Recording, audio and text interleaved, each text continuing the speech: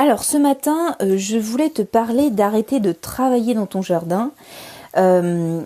Souvent, je vois beaucoup de jardiniers qui sont penchés pendant 3 heures dans leur jardin à se casser le dos, à retourner la terre, à enlever la moindre mauvaise herbe, à arroser à des heures indues, à 21 heures le soir. Enfin, je veux dire, il y a beaucoup de travail. Enfin, concrètement, c'est comme ça qu'on nous le vend le jardin. On dit il y a beaucoup de travail.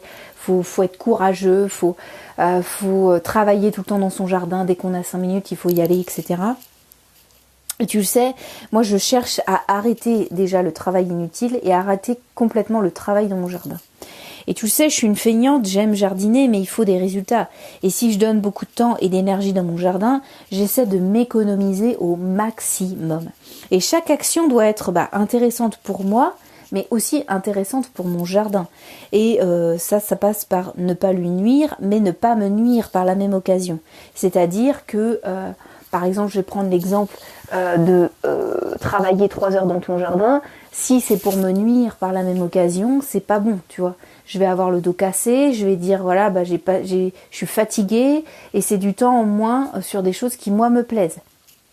Et par la même occasion, il y a d'autres éléments qui peuvent nuire à ton jardin, tu penses bien faire, et finalement c'est pas forcément intéressant pour ton jardin. Donc c'est ne pas lui nuire, mais ne pas me nuire par la même occasion. Et l'exemple du mal de dos à bosser pendant 3 heures sous la chaleur, c'est un bon exemple. C'est le cas aussi du bêchage que j'ai arrêté de faire, qui tue le sol. Donc c'est un peu donnant-donnant, tu vois, c'est un peu un partenariat avec mon jardin. Je lui donne, mais il me donne en échange.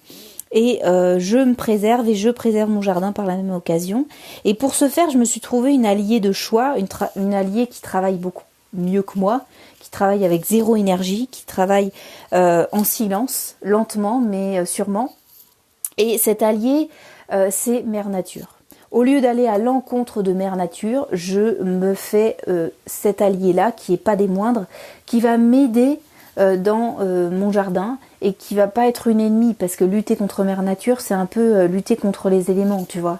C'est un peu travailler dans le vent, c'est voilà, travailler 3 heures sous le cagnat, enlever le moindre brin d'herbe quand il est là, travailler le sol, bêcher le sol, porter la terre sur 30 cm, sur 25 mètres carrés, ça te dit un petit peu la notion de terre que tu vas porter dans ta vie. Si tu fais ça tous les ans, une bêche c'est à peu près 30 cm de profondeur, et si tu as 20 mètres carrés ou 500 mètres carrés, enfin autant dire que c'est pas possible.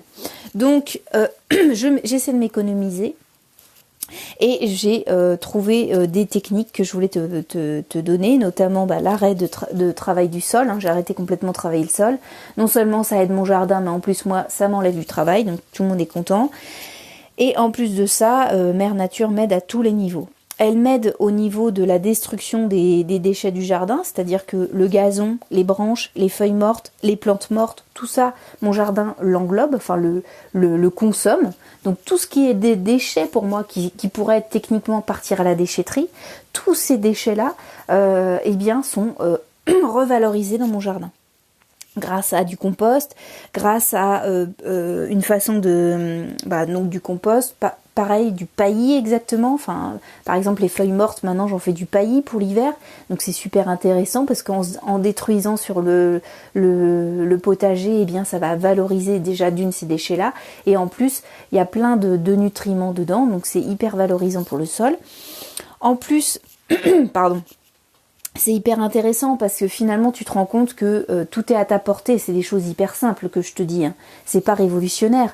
Donc quand tu regardes dans la nature ou quand tu vas dans une forêt, est-ce que tu vois des déchets, ou à part les nôtres bien sûr, je parle pas des déchets plastiques, je parle vraiment des déchets verts, est-ce que tu en vois?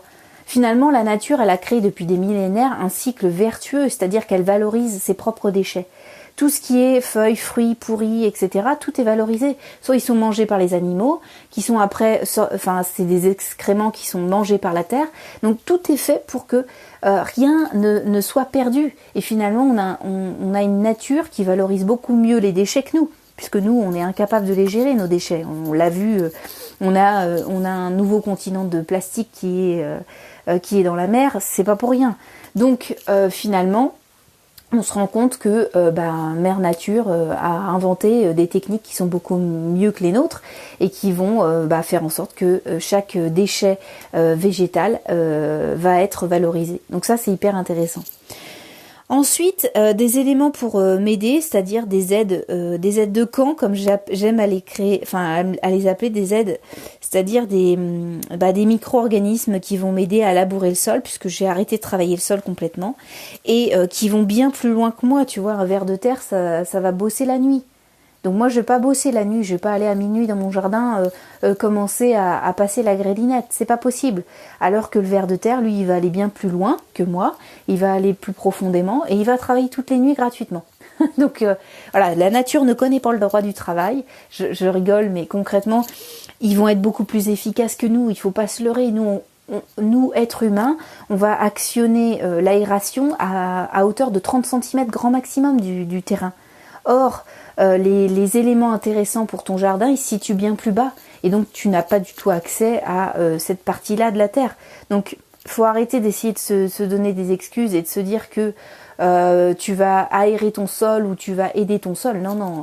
La nature a créé des éléments et des micro-organismes et des vers de terre, des champignons et autres, tout un arsenal, une aide de camp, comme j'aime à le dire, qui va être beaucoup plus efficace que toi. Je suis désolée de te l'annoncer, mais y a rien de mieux que ça. Et je l'ai vu même cette année, et je me rends compte que mon sol est beaucoup plus intéressant, beaucoup plus riche. Et ça, c'est hyper intéressant, parce que j'ai rien fait. C'est paradoxal. Et c'est ça, je crois qu'il faut qu'on lutte contre nous-mêmes, à se dire, je vais faire ça ce matin dans le jardin. Non! Si ça ne sert à rien, si ça fait plus de mal que de bien, ça ne sert à rien de le faire. Et il faut arrêter de penser comme un jardin traditionnel et de se dire que parfois, en faisant rien, on fait moins de mal qu'en faisant des choses. Et c'est ça qui est paradoxal. Donc, la nature travaille depuis des millénaires sur des choses qui nous échappent. Il faut comprendre aussi ça, c'est qu'il y a des choses qui nous échappent et qui sont plus intéressantes, qui sont plus intéressantes pour nous de les laisser faire que de faire nous-mêmes avec nos petites mains d'humaines ou d'humains qui sont facilement fatigués et qui sont facilement inutiles. Ensuite, la nature m'aide également à créer un humus de top qualité. Donc tu vois, nous on crée du terreau, on prend souvent dans d'autres habitats, on crée pas en fait le terreau. On crée pas, on sait pas créer en fait un bon humus, on sait pas le faire. C'est la nature qui le fait. C'est-à-dire qu'en posant, par exemple, mon compost, c'est pas moi qui fais le compost. Moi, je l'alimente. Mais finalement, ça va être, je te dis, tous les micro-organismes qui vont venir, les vers de terre qui vont venir se nourrir. Ça va être plein de choses. Ça va être les excréments des vers de terre qui vont faire que,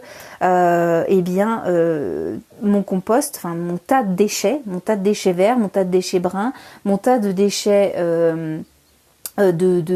d'épluchures de pommes de terre, d'épluchures de mes graines de poivron, des choses comme ça, vont se transformer en bon humus. Mais c'est pas moi qui vais arriver, qui va faire en sorte que ça devienne comme ça. C'est la nature qui va faire ça.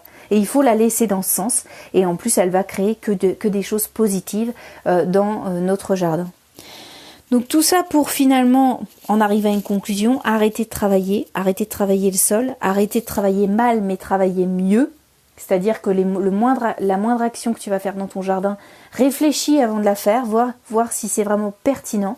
Si tu vas pas te casser les fesses pour rien du tout, te casser le dos par la même occasion et peut-être même te casser la tête parce que te dire que finalement tu auras plus fait de mal que de bien dans ton jardin.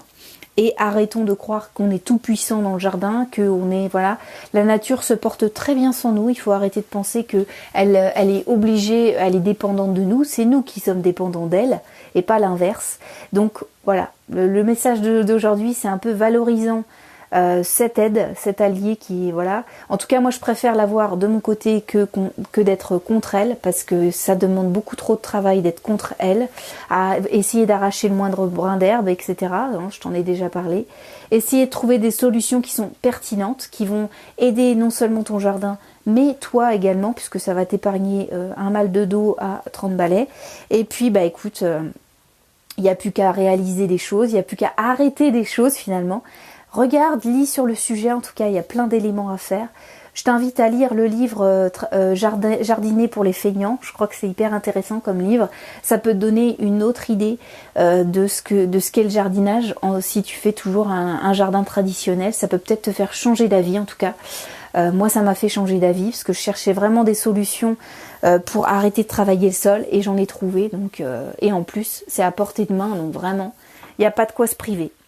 Voilà ce que je voulais te dire aujourd'hui. En tout cas, passe une bonne journée. Si tu veux aller plus loin sur le jardin des feignants, bah écoute, c'est simple. Tu cliques sur le lien dessous de ce podcast ou sur mon profil Mailchimp et SoundCloud et YouTube. Tu t'abonnes ou tu likes, enfin tu fais ce que tu veux. Et en tout cas, si ça t'intéresse d'aller plus loin, tu peux t'abonner à mes mails. Tous les matins, tu reçois un mail avec des conseils qui ne sont pas donnés dans les podcasts, qui ne sont pas rediffusés. C'est des mails que j'envoie une seule fois. Donc si ça t'intéresse, tu cliques sur mon profil, tu t'abonnes. Et puis moi je te retrouve demain par mail ou par podcast si ça t'intéresse. Et puis écoute, je n'ai plus qu'à te souhaiter de bien jardiner aujourd'hui. Peut-être d'arrêter, le moment c'est de changer ta façon de fonctionner, c'est le moment. Et puis écoute, je te retrouve demain. Allez, salut!